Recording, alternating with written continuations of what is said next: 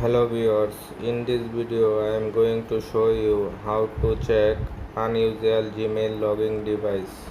Be sure to watch the video to the very end so you do not make any mistakes, and of course do not forget to like this video and subscribe to my channel.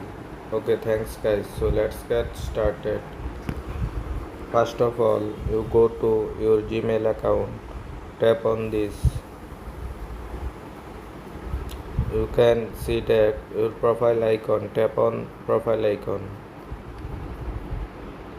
Next, tap on your manage your Google account. Scroll down little bit. Tap on security and sign in. Scroll down little bit.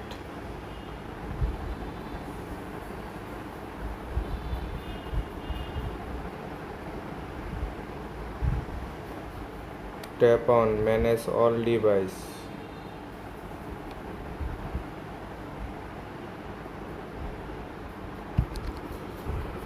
Go down. Tap on this.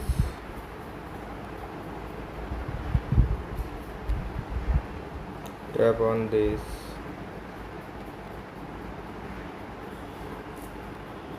Use your screen lock. You can see that sign out option and don't recognize something. Tap on sign out option.